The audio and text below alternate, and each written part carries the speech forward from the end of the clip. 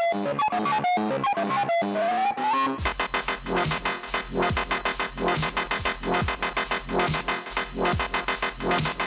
everybody, welcome back to WWTF. We went to Crash the Game Show on Mike C. Doing very well. Today we're here to talk to you about Need for Speed. Yes, this came out on current gen, which was the Xbox One and the P4. Correct. It didn't come out on last gen, and this is actually a reboot of the series. It definitely didn't come out on Wii U. And it's definitely not coming out on PC until next year. Oh, wow. So we got a little gameplay, and we got, we're going to go ahead and give it our rating before we start that. Mike, what do you give it? I give it a 3 out of 5. I'm going to give it a 4 out of 5. I think that the transitions from reality, from the real footage to the gameplay footage, like the cars in real time, and you go to the gameplay, you cannot tell a difference. I don't know how they did it. Exactly. I know it's an illegal night racing type game, but I would have liked to seen some daytime, something to do in the daytime with that. Correct. The graphics are excellent, very sharp, very pretty. And the one thing that I don't like about games like this is that in order to have some fun with it, you have to be online. Yes, this is mandatory. Had to be online in order to play in this Need for Speed universe, just like the last Need for Speed was as well too. Okay, so let me go ahead and start the gameplay, and I'm gonna tell you why I gave it a 3 out of 5. Because it's a beautiful looking game. This is a car fanatic dream. I mean, you can customize everything on your vehicle with this. So it's a definite buy for me. What about you, Mike? It's a definite try for me. Try? It's a definite try for me. You try it, and if you like it, buy it. But yeah, don't just go ahead and buy this game thinking you're playing Need for Speed. Yeah, because you're not really into car games, right? Well, I do like, far as believe it or not, Need for Speed. I don't like that realism type of drive simulation type game. Yeah, I don't like the sim type of game. This right here is my speed, but I wanted more out of the game. I wanted some daytime driving. I didn't want to have to be always online for this stuff to happen. I do agree with the transition. The transition from realism to actual gameplay footage is real good. I don't know how they did it, especially with that scene with the white car.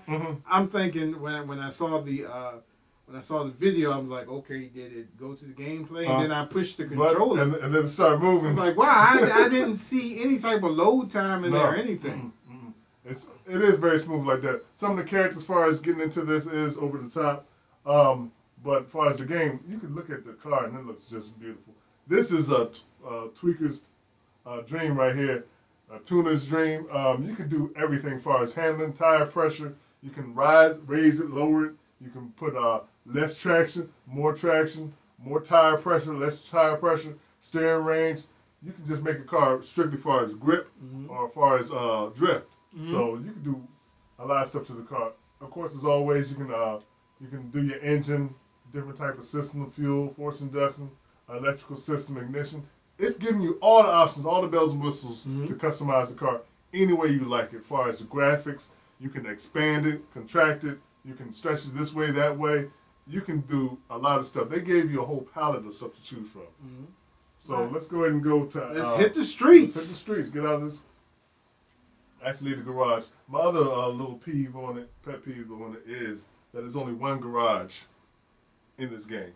Wow. And the world is not as huge as I thought the last one was. So, and cops, of course, do chase you. Okay. And I think now you can just pull over and pay a fine. It's easier. Yeah. But I'm going to run. Yeah, I'm always trying to run. I'm going to run. I got caught a couple times, but hey. You're going to have to catch me. That's right.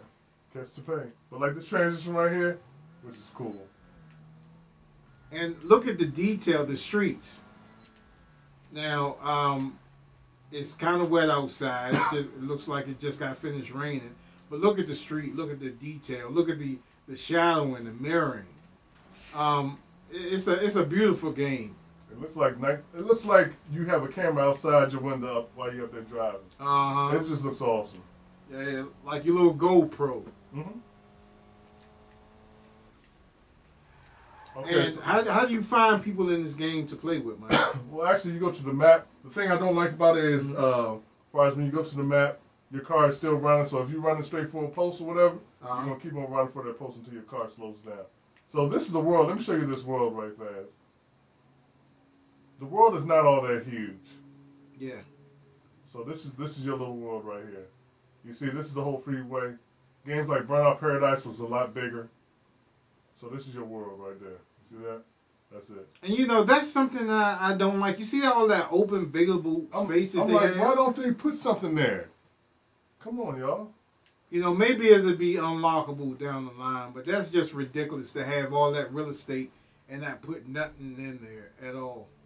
So you can actually, it looks like you can teleport actually to the contest, which is a plus if you don't feel like doing all that driving. Which is a plus, because before, I didn't know you could do that. Now, the damage on your car, now, is that repairable? Do you have to do that? Do you have to spend money to do that? No, all you have to do is just actually go to the garage and it automatically will reset your car. Okay, so it's like the Grand Theft Auto. Yeah. Yeah. So let me turn around and see exactly where it's stuck. So like the other previous Need for Speeds, you know, they show you the arrows and everything. Let's start a little race. But this one, it doesn't give you the guidelines. So if you go off course, then you have to find your way back. Well, it doesn't give you the guidelines as far as if you're like Yeah, when you're in a race, like I think the other Need for Speed games had the little barriers that blocked you off and it wouldn't let you go. Oh yeah, yeah, you're definitely able to do this. So in a sense, it's an open world type game, but not that big of a world. Yeah. Now I would love to see motorcycles incorporated for this as well. So maybe that's a DLC later on down the line. Well, this is by the same people that did your Burnout and all that stuff too. So they definitely got the capability to it, and you see they got the graphical know-how how to actually do these cars and everything. So, but it's a racing game, so and you get your boosts like nitro and everything. So definitely try out this game. Try it out, see if you like it, then buy it, and you will crash. And that's what happens when you crash. Your car is a little messed up, but it's still, of course, drivable. It doesn't seem like it really slows you down as far as if you get it all bashed up or whatever. You know, that's something they could have added to it to make it feel more like a car. You know, you mess up, you're gonna get some points for it. You know. Mm-hmm. But to me, it's an excellent game if you're into car type games like this.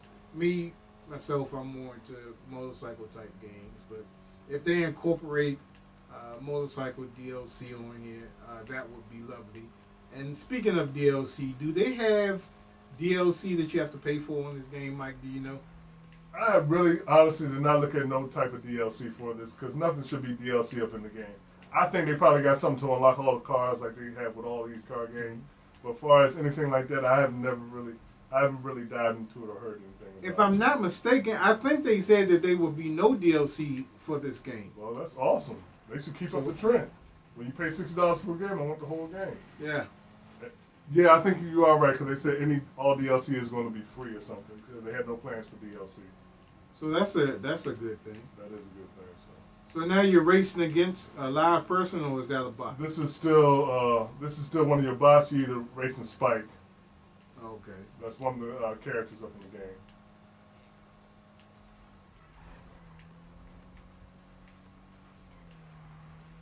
Like I said, you can tune your car however you want to tune it. More drift and more grip. A little Spike. It just knocked me off the road. So if you don't have no boost at the beginning, you will lose. Yeah, so that's the first thing, to buy your boots. Trying to get through this run race, y'all, so y'all can see if I can get first place. And I might just get it. Get in front of me. And I think I got it. And I won. All right, so there you go. Congratulations. Thank you. First place. Yay. Yeah, but I think it's a definitely get. At the price that it is now, yeah, it's a buy. What about you? Yeah, go ahead and try it. Well, that's going to do it for this episode, and we'll see you next time on WWTF. We want the facts. The Gaming Show. See you guys next time.